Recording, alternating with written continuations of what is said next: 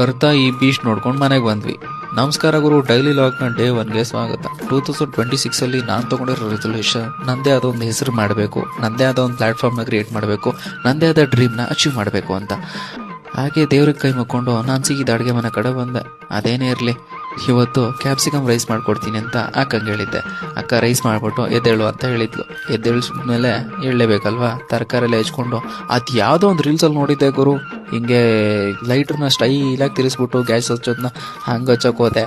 ಅಯ್ಯೋ, ಹಂಗೆ ಹಚ್ಚೋದಿರಲಿ, ಗ್ಯಾಸೇ ಹತ್ಕೊಳ್ಳಿಲ್ಲ. ಕೊನೆಗೆ ಹಿಂಗೆ ಮಾಡಿ ಹಚ್ಬಿಟ್ಟು ಪಾತ್ರೆ ಇಟ್ಟು ತರಕಾರಿನೆಲ್ಲ ಬೇಯಿಸ್ಕೊಂಡಾದ್ಮೇಲೆ ರೈಸ್ ಹಾಕ್ಕೊಂಡು ಚೆನ್ನಾಗಿ ಮಿಕ್ಸ್ ಮಾಡಿಕೊಂಡೆ.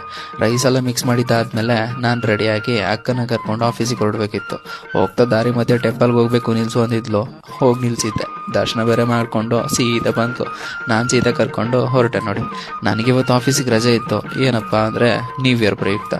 ನ್ಯೂ ಇಯರ್ ಅಲ್ವಾ, ಅದೇನು ನ್ಯೂ ಇಯರೋ ಗೊತ್ತಿಲ್ಲ ಗುರು. ಅಂತೂ ಇಂದು ಅಕ್ಕನ ಡ್ರಾಪ್ ಮಾಡಿ ಸೀದಾ ಮನೆಗೆ ಬಂದೆ.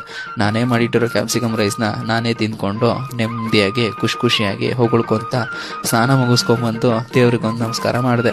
ನಮಸ್ಕಾರ ಮಾಡಿದ್ದೆಲ್ಲ ಆಯಿತು. ಟೆಂಪಲ್ಗೊಂದು ಹೋಗೋಣ ಅಂತ ರೆಡಿ ಆಗೋದಕ್ಕೆ ಹೊರಟೆ. ಈ ರೀತಿ ರೆಡಿ ಆಗೋಷ್ಟರಲ್ಲಿ ಟೆಂಪಲೇ ಕ್ಲೋಸ್ ಆಗ್ಬೋದಾ?